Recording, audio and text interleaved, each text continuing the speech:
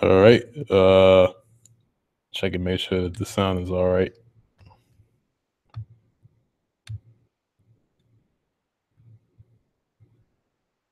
All right. All right, that's good right there.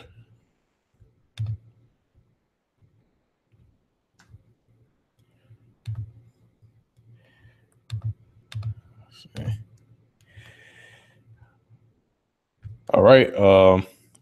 Shalom Akim. This is gonna be a um a brief live stream. Probably about 30 to 45 minutes, not making it too long. Um, this topic that I'm gonna get into is gonna be entitled Setting the Record Straight, which focus on Africa and Egypt. And I'm going to be doing a brief, should I say, I'm going to be doing a brief insight. I'm going to give a brief insight, should I say, into this topic. I'm not going to go too deep into it, but before I begin this live stream, first and foremost, I want to give all praise, honor, and glory to Yahweh, Bahashem, Yahweh Shai. And I also want to give double honors to the apostles and elders of Great Millstone that continually rule well. That's being our teachers, our mentors, our leaders, that's continually feeding the flock through the spirit and power of Yahweh Bashem Yahushai. And shalom to the hopefully elect that's also giving all diligence and furthering this ministry, spreading this gospel throughout the four corners of the earth in all faith, truth, and sincerity.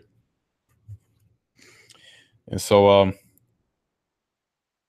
like I said before, man, this title is Setting the Record Straight, which focus on Africa and Egypt, because beforehand I was going to entitle it The History of Egyptology, but the spirit had it to where I titled it in this way because Egyptology, that's a broad topic, because you had Esau, that being the so-called white man, which is the biblical nationality is Esau. You had him occupying that land, dating all the way back to the Greeks. That being after Alexander the Great campaigned, right, and conquered when he was alive. And then after he died, came his four generals, which is Lysimaeus, Cassander, Seleucus, and Ptolemy. And in particular, Ptolemy was the one that occupied that region, which is known today as Egypt, right, which is the northern part of Africa. All right, that's why you have a thing called the Ptolemaic dynasty. All right, that's why you have pictures of pharaohs with, their busts are intact, no damage or whatsoever. And not only am I going to be touching up on that information about Egypt, but also I'm going to be touching up on information about Africa in itself, because you have our people, which these and specifically the southern kingdom of our nation, which is so-called Negroes. They're real heavy into that going back to Africa movement, which is really that goes back to a person by the name of Marcus Garvey. All right, because Marcus Garvey was the one that started that movement of going back to Africa. Okay, and see what you have in the Black unconscious community. Pretty much, they're on they're on a thing called Garveyism.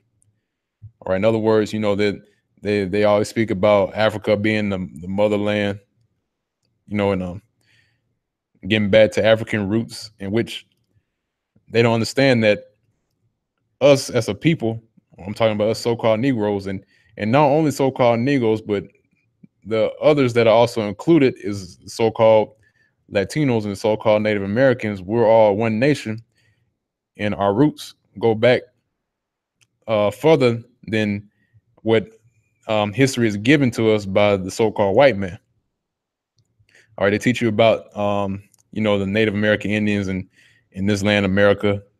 They talk about the Aztecs, the Mayans, occupying this land over here in America, in which that's the information that they gave us, right? But the information that they won't give us is that our records of us being in the region, which is the scholars call the Fertile Crescent.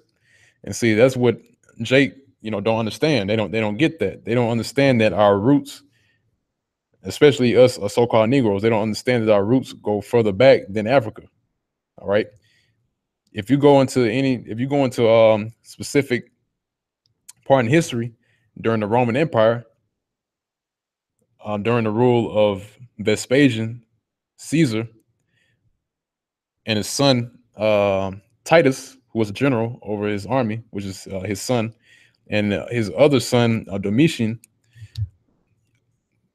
During that time, and specifically 70 AD, we were chased out of that land.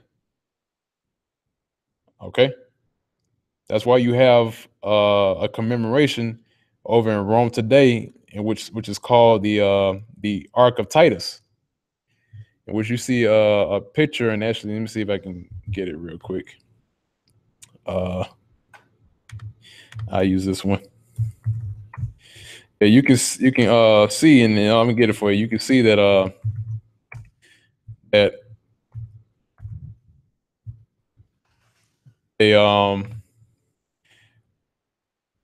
have this ark, right, which is pretty much showing you that our possessions we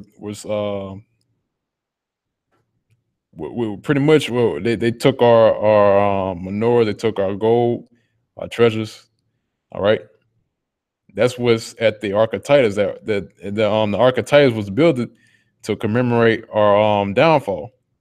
All right, and this is was around during the time of 70 A.D. because after that time we fled to other parts of that region. All right, some of us fled into the interiors of Africa. Some of us fled into the northern part of that region, which is now known today as modern day Europe, and then fled to the east, all the way to the land of what's known as today as China. In Japan, that's why you have you even have depictions of our people over in those lands too. But that's another topic for another live stream or video. And then you have some that went south. We fled, and in other words, we were scattered throughout the four corners of the earth, as the scriptures say. And the Lord said that we was going to be scattered throughout the four corners of the earth, and that's exactly what happened. Okay. So after 70 AD, our people, or should I say, the Southern Kingdom, should I say, we fled out of that land, and we fled. Some of us fled into the western part of Africa. That's why you have the majority of our people over there to this day. All right. That's why you have Nigeria and other parts of West Africa that's consisting of our people. And then when it came time for the transatlantic slave trade, then that's when we were taken into captivity, and we were brought in cargo slave ships. And see, that's the history that the so-called white man, and that these black unconscious idiots won't go into. All right. This is exactly what they won't go into, man. They don't want to go into this kind of information because first and foremost, they've been paid off, man.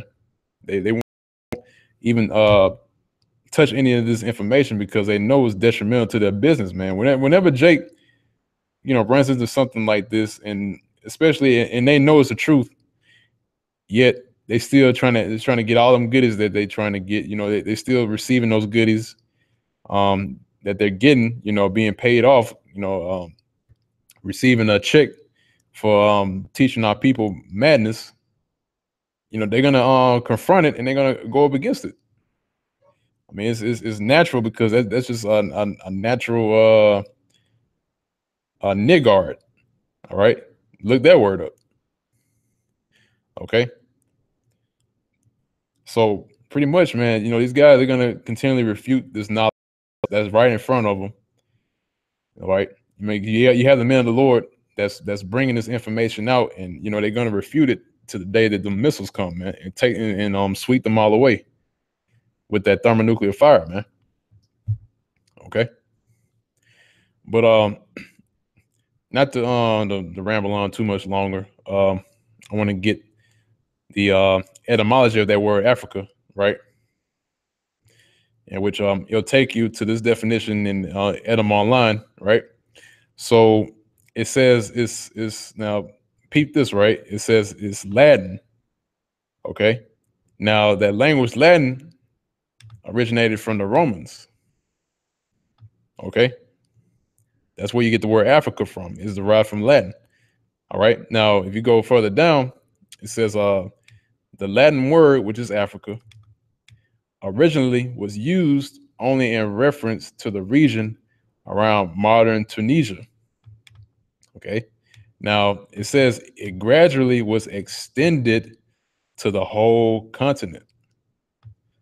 All right, let me read that again. It says it gradually was extended to the whole continent. And the reason why I'm bringing out this information is because you got people that's refuting the information about Scipio Africanus, right? Because they bring out a counter argument saying that, oh, well, Scipio Africanus was named after he conquered Africa, after the Second Punic Wars. But the thing is that the word Africa in itself is a Latin word.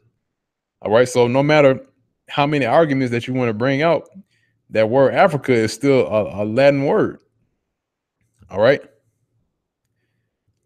And then, since they want to bring out the info, they want to bring out arguments saying that, Africanus was named after he conquered Africa. But the thing is that either way, Africa is still a Latin word. It comes from the Romans. All right. So that land, that continent, which is called Africa, is actually a Latin name, right? Which is named after the Romans, which is named after the so-called white man. All right. And see, and that's, like I said before, man, these guys are gone, man. These guys are gone. And no matter how much information you bring out to them, they're still going to come up with some kind of excuse or some kind of counter argument that they made up just to refute the information that we're bringing out, just to refute the truth. And that's just the thing about it, man. That's how Jake is, man. Jake is going to be rebellious to this day, man. All right. They're going to continually fight against the Lord, and they're going to continually fight against the men of the Lord that was set up to bring this information to him, man, to bring this truth to him. Okay. So with that, man, like I said before, man, that word Africa is pretty much a Latin word. Now I'm going to get information about Scipio Africanus, which he participated in the Second Punic Wars, and that was during the time of Hannibal Barca. All right, which Hannibal Barca was from Carthage, right? He sojourned in the land of Carthage, right? Because just a quick fact, he wasn't an African. All right, he wasn't a heathen, should I say? All right. So with that, man, I'm gonna go ahead and read this part right here where it says the Second Punic Wars begins. And it reads, in 219 BC, Hannibal, a Carthaginian general, which Hannibal is real. His name is Hannibal Barca. All right, you can look him up. Hannibal Barca, a Carthaginian general, started the Second Punic War by attacking the city of Sagunto, Spain, an ally of the Roman Republic. Scipio, who had been trained to become a military leader, followed his father into war to defend Rome's strategic interests. Scipio rode into the Battle of Ticinus River to rescue his father in 218 BC. Scipio continued to fight for Rome as Hannibal's armies moved into Italy. In 216 BC, at the Battle of Cannae, the Romans suffered heavy losses after being encircled by Hannibal's forces. Scipio survived the battle and regrouped at Canusium with 4,000 other survivors. He also kept some of these men from deserting. All right. Now, continuing on. Now, down here it says in 202 BC, the armies of Scipio and Hannibal faced each other in the Battle of Zama.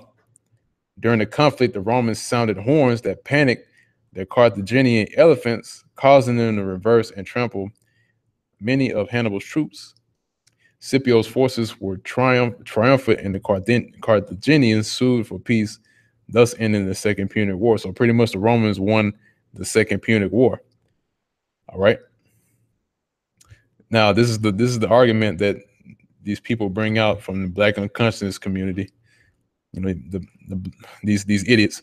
It says Scipio returned to a hero's welcome in Rome in 201 BC. Due to his triumphs in Africa, he was awarded the title Africanus. He was elected consul for a second time in 194 BC. So, and this is the counter argument that they bring out, saying that, you know, Scipio was named Africanus after he won. But the thing is though, we just looked at the word for Africa, and it's a Latin phrase which, like I said before, derived from the Romans.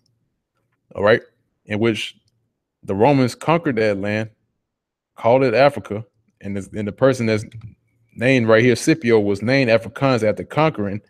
It's like after winning the Second Punic War, in which later on the Romans gained complete control over that region, which is known today as Africa. All right, which that's why, once again, that's why you call it the Roman Empire, because when you call it the Roman Empire basically is when you take control over different regions. All right. So after the Second Punic War, the Romans gained control over that land. All right, thus being called Africa. Okay, in which, once again, like I said before, derived from the Romans. That's a Roman name. All right, Africa. That's why this guy's name Africanus, man. And see, like I said before, man, you know, other than that, man, that's pretty much hits the point on about that word Africa. You know, just to shed some more light on that. All right. Shalom, Akim, Yahweh Shemel Shah Barakatah. But yeah, man, like I said before, man, look, so if these guys, you know, bring out that argument about Scipio being called Africanus after he won the Second Punic War, I mean, just going to the word Africa, and you clearly see it as is Latin. All right, now I'm gonna read again. It says the Latin word, right, which is Africa, originally was used only in reference to the region around modern Tunisia. And then it says it gradually was extended to the whole continent. And you know, I'm gonna drop the mic on that, man, because that pretty much hits the point on that. All right. Now, that's pretty much a brief description or a brief explanation of that word Africa, right? Or, you know, you got these Black unconscious guys call themselves, you know, Africans trying to go back to Africa, and not realizing that that region was you had Esau pretty much setting their foot on that land ever since going back into the Greeks, man, going back into the Ptolemaic dynasty. And let me get that real quick. Okay. Now this is the Ptolemaic dynasty. All right. Hey, Shalom, yeah, man, it's all through the spirit of Yahweh Shem Shai, Akia. Yeah, man. Yeah, Barakatha Yahweh Shem Shai, man. This is for the edification of the body. But hey, Shalom. But going back into I lost my place. Oh, there it is. All right, this is Ptolemaic dynasty, right? Now, if you read in the scriptures, in which this is also prophecy, all right, which the majority of our people don't believe in, especially the Black unconscious community, and we tell them, man, this is straight from the Bible, man. This is exactly what happened. All right, where it speaks about the beast, or should I say, the leopard with 4 heads and 4 wings, if I'm not mistaken, which symbolizes Alexander the Great, in which his symbol was the leopard. If you look into history and do research, you'll find out that his symbol was actually the leopard. All right, which is on the animal leopard. Okay, and then after he died, then came his 4 generals, man. Which one of his generals, Ptolemy Salakia, in which he pretty much took control over that region over in Egypt, man. All right, like I said before, starting off with the live stream, that's why you have busts such as this one right here. Their bust is intact. You know, the nose is still there, the lips are still there, versus of other sculptures and busts where the nose is completely broken off, the lips are chipped off. All right. And so, you know, and that's pretty much Esau's work, man. You know, knocking the nose off, chipping the lips off, because that's just their way of establishing rulership. Because whenever you have a people in rulership, you know, they want to you don't want to leave someone else's face, you know, sitting up, man. I mean, that's just common knowledge. That's common sense. If you have a people that's ruling, you don't want someone of another nation, you know, sitting up, you know, with the arms crossed. I'm just giving a small example. You don't want to have no one that's of another nation that's, you know, got the arms crossed, you know, giving, you know, that stout look. You know, that's what happened during the Renaissance era, man. All right. If you know anything about the Renaissance era, that's when Esau, the so-called white man, regained control or regained their rulership. Therefore came a term called iconoclasm. Okay. Now, if you look up that word iconoclasm, if you break down the word iconoclasm, which icon means a picture, all right, or image, and clasm means destruction. So iconoclasm means destruction of an image. Okay. So during that time, during the Renaissance, that's what they were doing. All right. That's why you have a picture of, let me pull up this double, and Joachim know exactly who I'm about to pull up. All right. That's why you have this guy. Okay. Now, they did this during the Renaissance era. Okay. Now, the scriptures completely tell you what he looks like, man. All right. And this is not what he looks like. All right. The scriptures describe him as a so-called Negro having white woolly hair. Okay. Now, going back into this article that I have here, the Ptolemaic dynasty, all right, in which you have a bust of Ptolemy, right, which is bust of Ptolemy the First. All right. Now, just to read the first part, it says the Ptolemaic dynasty controlled Egypt for almost 3 centuries, from 305 to 30 BCE, eventually falling to the Romans. Oddly, while they ruled Egypt, they never became Egyptian. Instead, they isolated themselves in the capital city of Alexandria, a city envisioned by Alexander the Great. The city was Greek, both in language and practice, And I'm about to get the word Egypt in a few seconds. It said the city was both Greek, both in language and practice. There were no marriages with outsiders. Brother married sister or uncle married niece, and that's how Esau rolls too, man. All right, I'm basically marrying within the family, all the way up to the time of and this is also factual. You can look this up if you want. The Borgiers, if you know anything about the Borgier family, starting with their father, Rodrigo Borgia, also known as Alexander the Sixth, Pope Alexander the Sixth.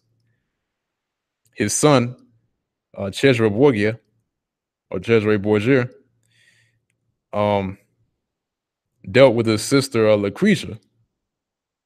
Okay, so it's the same practice, man. Okay, so it says, in the end, even the infamous Cleopatra the Seventh, and see, and that's another thing too, man. And I know for a fact that those Black unconscious community guys, man, they always speak about Cleopatra, and not only the ones that's even part of that group. You got Jake, that's not even a part of that speaks about Cleopatra. Especially this one time, or this one event that happened right when we was out in the highways and byways. You had this this nigger woman that came up to the camp, speaking about Candace and Cleopatra. And we told her straight up, said, look, Cleopatra was an Edomite. All right. That's where you had the line of Cleopatras, man. They came out of the Ptolemies. All right. So again, Renan says, in the end, even the infamous Cleopatra the Seventh renamed Macedonian, except for the first two Ptolemaic pharaohs, Ptolemy the First and his son Ptolemy the Second. Most of the family was fairly inept, and in the end, only maintained authority with the assistance of Rome. And see, and there it is again, going back to that this fact about Africa, all right, which is derived from the Latin, because after the Greeks came into rulership, then the Romans overtook the Greeks. All right, but still, it's the same nation. It's still the nation of Esau. All right, pretty much you just have two dogs fighting over a piece of steak, and the Romans won. Okay, but going to that word Egypt, right? In which that word Egypt, yeah, I see that precept about to get in just a second. That word Egypt goes into the Greek word, which is Aegyptos, all right, in which that's not Egypt is not the original name of that land, which they call they call it today as Egypt. Okay, so with that, I'm gonna go ahead and get the precept that I got right here in the chat. All right, it says Psalms 49:11. It says they call their lands after their own names. All right, so there you go, man. That's the proof right there, and that's what we try to tell these guys, that bring out or try to bring out information about Scipio Africanus, right? Saying that he got his name after the fact. Well, the thing is that what other Africanus do you know during the Roman Empire? All right, even though right here I got the facts right in front of me right now, which is this information that's pulled up, but I would like to see one of those guys pull up any other sort of information about anyone else that's named Africanus. All right.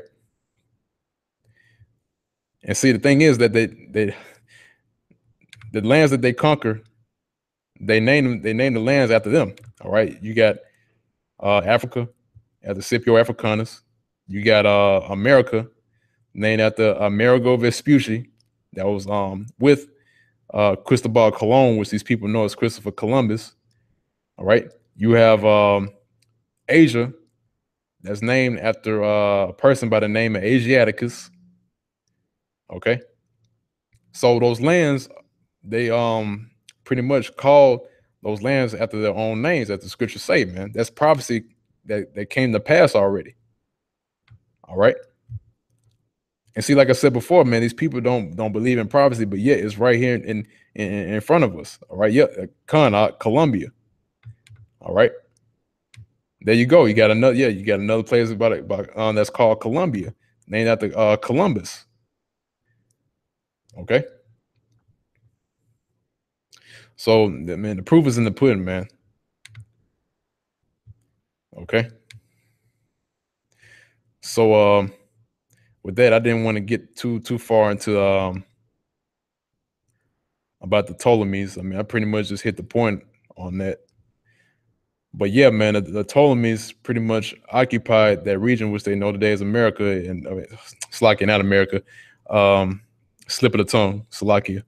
The Ptolemies occupied that land, which is known today as Egypt, right? In which the Greek word is Aegyptos, right?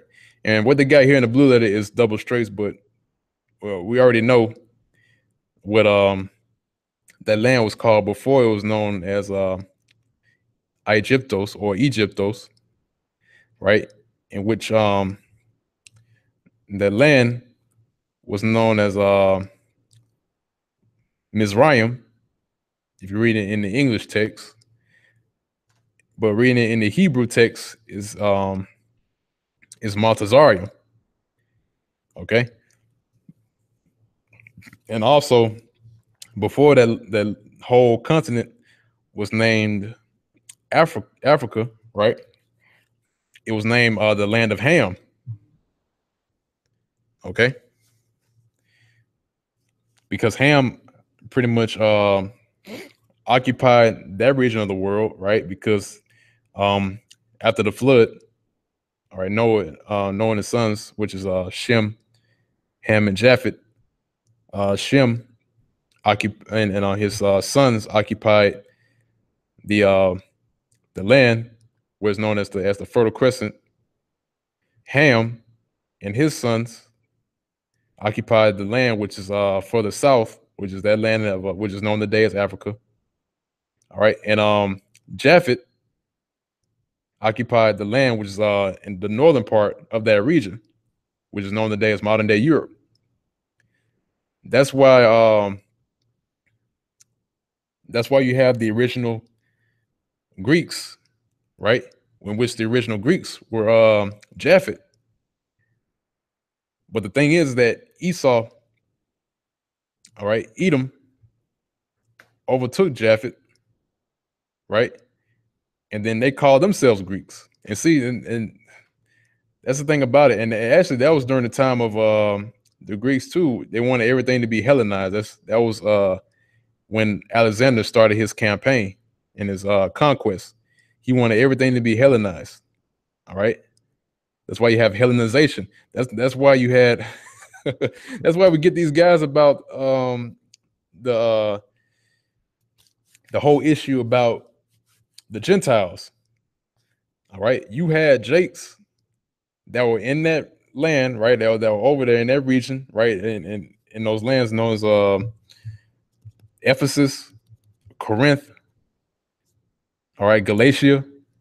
You had Jakes calling themselves those bywords, right? But the thing is that they were still Israelites, all right. Even though they put on another name, all right. They didn't know they were Israelites, right? And so, with that being said, man, you know you got these guys, man, that is pretty much still stuck on the Gentile issue. All right, now understanding that you had people just like today, man. You got our people calling themselves African Americans. All right, you got our people calling themselves Puerto Ricans, calling themselves Mexicans, Brazilians. Okay, you even got our people calling themselves Nigerians, Jamaicans, Trinidadians. All right. So, like I said before, going back into the point, hey, Khan, that's a perfect precept. Acts 16:1 said, but his father was Greek. Actually, let me go get there real quick. Well, I got this up. Let's see. Acts. Slakia. Acts 16. All right. So this Acts 16 and 1. It says, then came he to Derbe and Lystra, and behold, a certain disciple was there named Timotheus, in which that's Timothy. All right. So it's talking about the Apostle Paul, all right, when he went to Derbe and Lystra. All right. And the disciple was named Timotheus, which is Timothy, right? The son of a certain woman, which was a Jewish and believed, but his father was a Greek. And that's the scripture that what these people get tripped up at. All right. Because it says his father was a Greek and say, oh, see, he was a Greek. See. But no. All right. And actually, let me get that word Greek, man.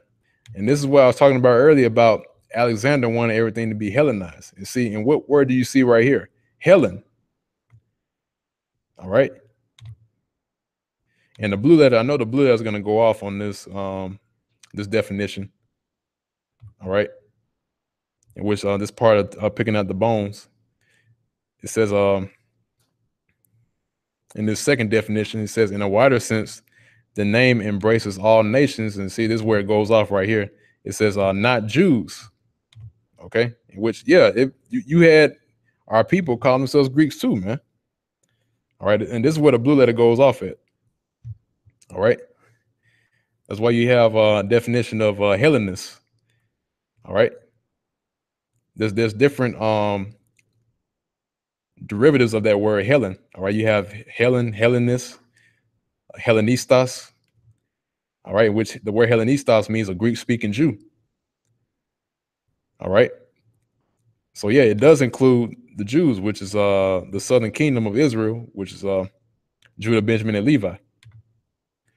Okay, so reading on, it says that made the language, customs, and learning of the Greeks their own. See, once again, this is the whole thing about the Gentile issue. Okay, you had our people that embraced the language, customs, and learning of the Greeks. All right, so that's why in the book of Acts, it's like it. That's why in the book of Acts, chapter 16, verse 1, it speaks about Timotheus, which is Timothy, about his father, where it says, but his father was a Greek. All right, you have another scripture where it says there's no difference between the Jew and the Greek. And people don't even understand what that means. All right. The reason why it's written, there's no difference between a Jew and a Greek, because they're the same nation. All right. If you go into the book of Ephesians, I don't remember exactly where the scripture is, but if you go into the book of Ephesians, it says, even though you were aliens from the commonwealth of Israel. All right. You say you knew you were in time past Gentiles carried away to these dumb idols, even as you were led. All right. And the other scriptures that also explains our people going to those customs. All right. So, like I said before, going back into Alexander, right? Alexander wanted everything to be Hellenized, man. Okay. Therefore, he wanted everything to be Greek. And that's just how Esau is today. Esau wants everything to be American. You have the United States of America, right? And then you have the other part of the world where Europe is. You have Japan taking up after America. You got China taking up after America. All right. And America's trying to push hard on the Middle East, trying to push their way of life over there. All right. And you got other parts of the world that actually embrace the American way. All right. That is the same MO dating all the way back to Alexander the Great. All right. Or Alexander the Creep, as we call him. Okay. So therefore, man, like I said before, getting back at these black unconscious guys, you know, this is pretty much history that they don't touch up on, man. Like I said before. Now, this is the nail in the coffin for these guys, man. Now, whenever you come up to them and you ask them about history on their study, right, in which Egyptology, right, which is study of Egypt. Now, if you go in there, if you go and ask any Egyptologist, right, you ask them who's the father of Egyptology, and they're gonna dodge you like a pro boxer, man, because they're not gonna answer that question. All right, but the thing is that the father of Egyptology, in which they study, right, in which they claim that that's the truth, as they claim, this is who founded Egyptology, man. All right, this is the father of Egyptology. Okay, once again, Egyptology, Egypt, which or should I say ology, which means the study of in Egypt. Okay, so it said this is the father of Egyptology, which is Jean Francois Champollion. All right. It says anyone who has studied ancient Egypt will be familiar with Jean Francois Champollion. Well, unfortunately, that's not the case because apparently they got some sort of I don't know what to say about these guys, man. They said anyone who studied ancient Egypt, and they should know about this, man. All right. It says anyone who has studied ancient Egypt will be familiar with Jean Francois Champollion, and they're not familiar with him, man. This is the guy that founded Egyptology. This is the guy that it's pretty much according to the research. It says this is the guy that deciphered the hieroglyphs, man, from the Rosetta Stone. Okay, and like I said before, man, this guy, man, Jean Francois Champollion, man, this is the father of Egyptology, and pretty much this is the person that these Egyptologists should be thanking. All right, you should be thanking this Edomite for what you got, man. All right. And so their practice, should I say, of Egyptology was started by a so-called white man. All right. And yet they're not going to accept that. All right. They're not going to accept that Egyptology, which they go into, they're not going to accept that it was founded by a so-called white man.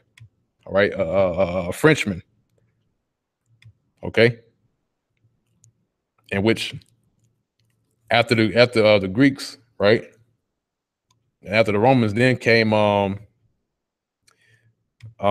need to go back into my notes, but if I'm not mistaken, it goes even further forward to Napoleon Bonaparte. All right. Yeah. See. Yeah. You're right. Yeah. Yep. It says sporting the Freemasonry hand in the pocket sign. Yep. That's right, man. All right. In which and another fact too, man. The Masons, pretty much the Freemasonry, even the Masons were all involved into that Egyptology bullshit, man. Excuse my French. They're all involved into that, man. You even got Masons in there, man. All right. That's a part of that, man. They're part of Egyptology. They're part of that community. They're part of that Garveyism, that back to Africa movement. They're all a part of that, man. Part of that Islam movement. All right, which Jake calling themselves Muslims. Masonry is all up in there, man. All right, which once again, that's going back into the or should I say the thing about Esau starting this whole Egyptology thing, man. All right, excuse my trying to get my senses together. It's like you, but that pretty much is the point, man. All right, and this whole article goes into Champollion about his education and basically going into that land of Egypt and being able to decipher the Rosetta Stone. All right. And so with that, man, going back into that word Egypt, in which I didn't get a chance to break it down yet, but I'm gonna go ahead and do it. Let's see.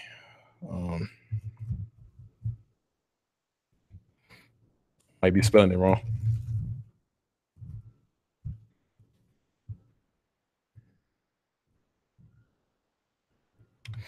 Okay.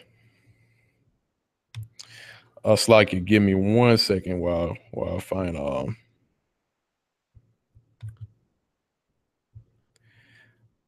this info for Yaki. But I'm gonna just go ahead and speak on it while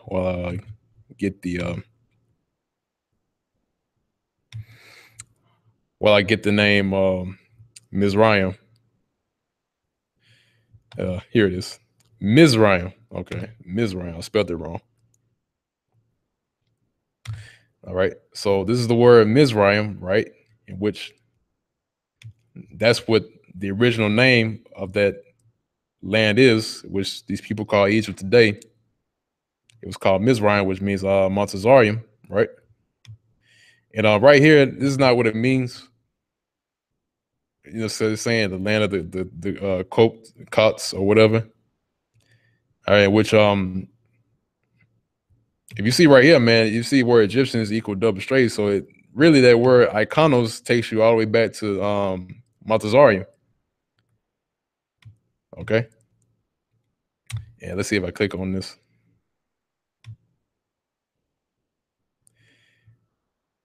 Let's see, borders, limit. That's not the word I'm looking for.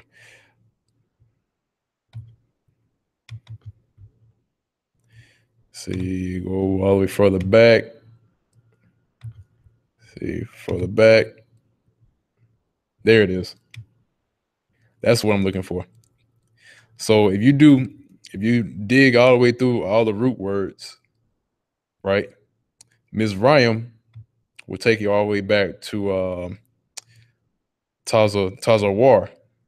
All right, Tazawar, which means to bind, besiege, confine, cramp, to confine, secure, to shut in, besiege, to shut up, enclose. All right. To show hostility to, be an adversary, treat as foe, to form, fashion, delineate. All right. So that word, Montezarium, goes back to the definition, which means to bind, besiege, confine, cramp. That's why Egypt is known as the land of bondage. All right. Or the house of bondage, should I say. You go through the scriptures, and it'll tell you that it's the house of bondage. All right. Let's see. So if you go, it's all through Exodus, Deuteronomy. All right, Joshua, Judges.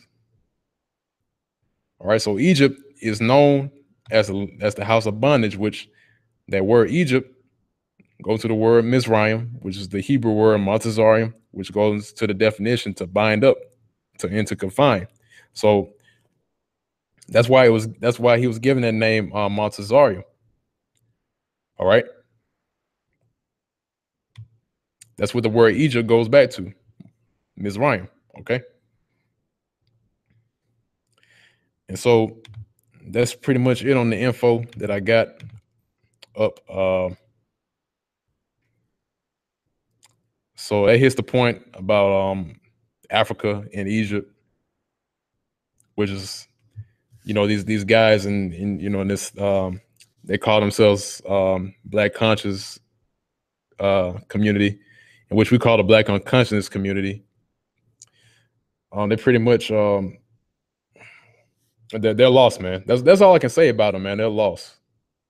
All right. And once again, they're paid off, man. And they don't want to lose them goodies that they got. They don't want to lose all them riches and all that money that they have. All right. That's why they're trying to, that's why they're pushing so hard against this thing of ours, man. That's why they're pushing so hard against the Hebrew Israelites. Okay. And so with that, man, I'm gonna go ahead and get these few scriptures that I got up right here. And This is Exodus chapter 11, verse 7. And it reads, but against any of the children of Israel shall not a dog move his tongue against man or beast, that ye may know how that Yahweh, Bahashem Yahushai, does put a difference between the Egyptians and Israel. All right. So it says right here, man. Shoot, oh, come on, that's a spirit. Yep. It said, oh, Khan, man, that's a spirit. That's a spirit. Yeah, see, man, that's beautiful. All right, that's beautiful, man.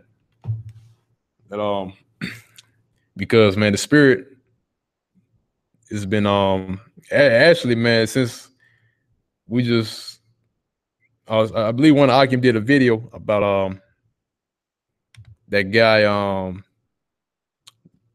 damn, a name escapes me right now. All right. Yeah, man, name escapes me right now, but there's a recent video about him and the nigger woman doing an interview with him. But that's but like I said before, man, that's a spirit. But going back into the precept, man. So yeah, man, how about Shem Yahushai put a difference between the Egyptians and Israel, man. All right. And you can clearly see that, man. You can clearly see there's a difference between us and them.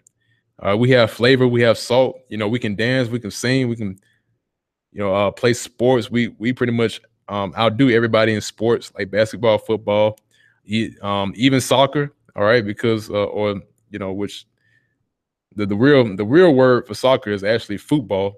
All right, which people, most of the people don't know that. In which the northern tribes rule that.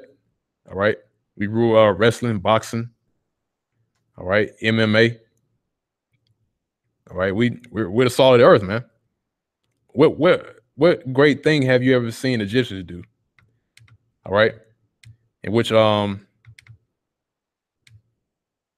quick fact, the Egyptians are, if I'm not mistaken, if I remember correctly, I gotta go back in my notes for this.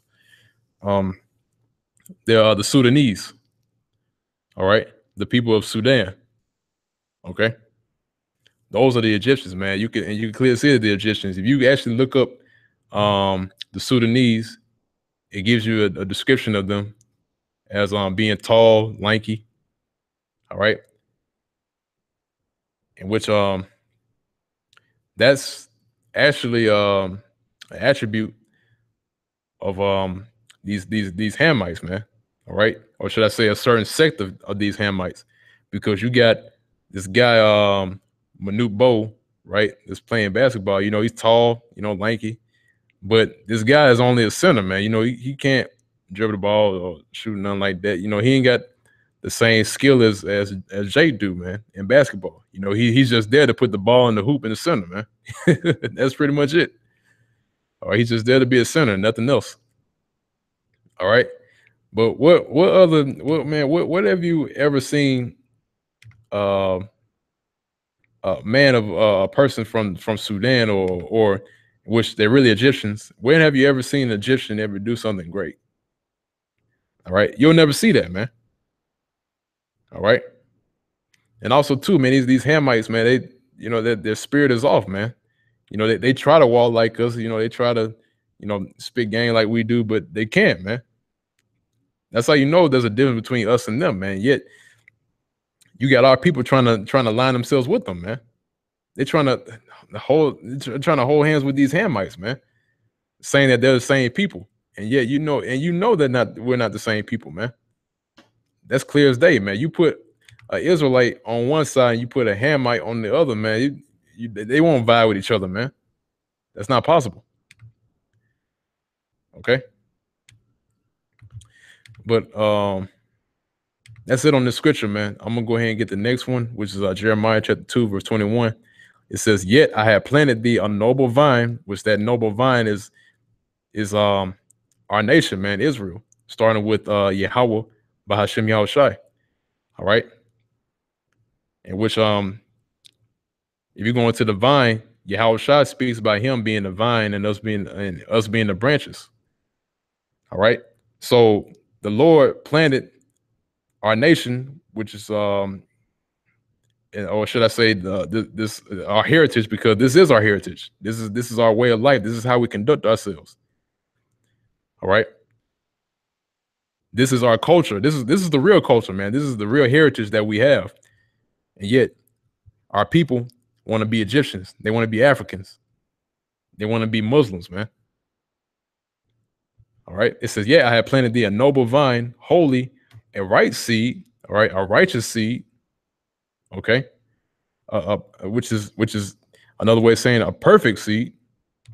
All right. It says, "How then art thou turned into the degenerate plant of a strange vine unto me?" All right. He's saying, man, he said, "Look, how did you turn into a degenerate plant, man? How did you go into a strange vine?" All right. That's why that's why you even have the saying today, man. Look, Jake says, call me anything but a child of God. That's the saying that goes around, man. All right. So Jake want to align themselves with a degenerate plant, right? And align themselves with a strange vine, going to these other philosophy, um these other doctrines. All right. And so with that, man, I'm gonna go ahead and grab this next precept, which is in the book of Jeremiah, chapter 18, verse 11. All right. And before I read this, man, just to say this, man, look, that's why 2/3, there's no hope for the 2/3 of our people, man. All right. Their ways have already been set. All right. They're gonna be a part of that Egyptology movement, that part of that Garveyism, that part of that Muslim movement, and basically the whole Black unconscious community in general, their movement, right? About the so-called Black community. All right, they're gonna participate in that until they get a foot of their ass, man. When martial law hits, when them Gurkha troops come busting in the door, all right, cart them off to the concentration camps, and then ultimately the thermonuclear missiles. All right. So when shit hits the fan, they're gonna remember us, man. They're gonna remember what we told them. They're gonna remember this information that we brought out to them, right? And they're gonna be shamefaced, man. All right. So this is Jeremiah chapter 18, verse 11. And it says, "Now therefore go to speak to the men of Judah and to the inhabitants of Jerusalem, saying, Thus saith Yahweh Ba'ashem Yahushai, behold, I frame evil against you and devise a device against you. Return ye now every one from his evil way and make your ways and your doings good." All right. And in a way, and that's what we do in a way, man. We get at these guys, we rebuke them, tell them that they're going off. All right. Because the Lord framed evil against them, man. All right. He's saying devising a device against them, man. Which is device is a sword, and which is sword is Esau, man. All right. Which leads up to Jacob's trouble, man. Martial law. Okay. So the Lord has devised a device against them, all right, because of their evils. And he's saying, "Return ye now, everyone from his evil way, and make your ways and your doings good." And that's what we're doing, man. All right. We're saying, look, man, you following after the Egyptians, all right, and those Hamites, all right. You following after other philosophies, other doctrines, man. It's saying that your ways are not good, man. Return to the Lord, man. And this is what they say, man. Verse 12, "And they say, there is no hope, but we will walk after our own devices, and we will every one do the imagination of his evil heart." And that's exactly what they're doing. All right. They're walking after their own devices. All right. And everyone do the imagination of his evil heart, man. And they say that there's no hope. And that's really the sentiment of Jake, man. They're saying, look, we're gonna be here in America for the rest of our lives. We might as well do what we can and try to get this movement going. All right. In which really they have no faith, man. All right. And that's the equivalent of having no faith, man. You have no hope. All right. So they don't have any faith, man. They think that this is it. Okay. They're thinking that, we'll just come together, we'll have our own community, and that's pretty much that's the whole agenda. All right. But yet we already know that they've been set up, man. Whether the higher ups of that community know it or not. Okay. And so with that, man, that pretty much does it for the live stream. Like I said before, I wasn't gonna go on too long. The place where I'm at right now is about to close down. This is the only place I can do live streams from. So pretty much with that, man, yeah, man, Lord willing, man, you all can edify with this live stream. Till next time, I'll be up with another live stream pretty soon, man. And until next time, man, hey, Shalom, Maki. Yeah, GMS Watchman. Shalom. So till next time, man, once again, I want to give all praise, honor, and glory. Ultimate praises, ultimate honors, and ultimate glory, should I say, to Yahweh by Hashem Yahushai. And double honors to the apostles and elders of Great Millstone that continually rule very well. All right, through the spirit and power of Yahweh by Hashem Yahushai, still feeding the flock to this very day, man. And shalom and peace and safety to the hopeful elect, and to the Akim that's also tuning in. All right, the sincere Akim that's tuning in. Peace and safety. And with that, man, hey, the Wadi Yahweh by Hashem Yahushai, man. All right, Barakatah Yahweh, Barakatah Yahushai. And with that, I'm gonna say shalom.